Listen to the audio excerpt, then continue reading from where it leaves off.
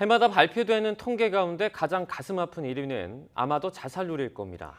코로나19 첫 해인 2020년, 우리나라 전체 자살률이 2019년보다 조금은 줄었지만 여전히 OECD 회원국 중 최고 수준인 것으로 나타났습니다.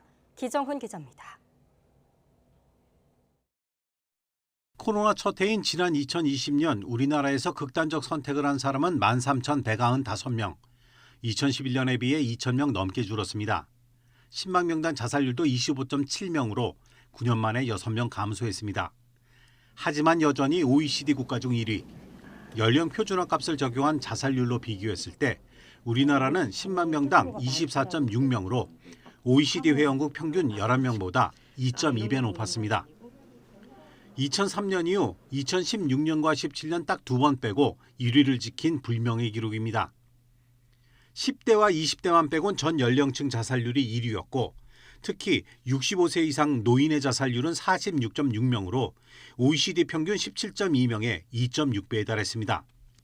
또 80세 이상의 자살률은 10만 명당 62.6명으로 다른 연령층에 비해 눈에 띄게 높았습니다. 다른 연령대보다 육체적 질병 문제로 인한 자살 비율이 높은 것으로 나타나고 있습니다. 한국의 노인 빈곤율이 OECD 1인 정도로 높은 것을 고려했을 때 이 육체적 질병 문제와 그로 인한 경제적 부담 등이 높은 자살률의 원인이 되는 것으로. 그나마 다른 연령층은 소폭이라도 줄고 있지만 청소년 자살은 늘고 있어 큰 문제입니다.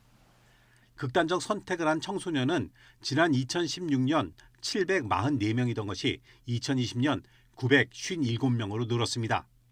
하루 2명꼴이던 게 하루 거의 3명꼴로 는 셈입니다. 최근 SNS나 대중매체, 또래 집단 내에서의 학습으로 자해 행동이나 자살 행동이 늘고 있습니다.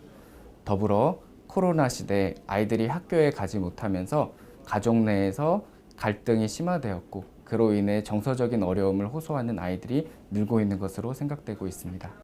성별로 보면 남자의 자살률이 35.5명으로 여자의 15.9명보다 2.2배 높았지만 자해 자살 시도로 병원에 실려온 경우만 보면 오히려 여자가 1.5배 넘게 많았습니다.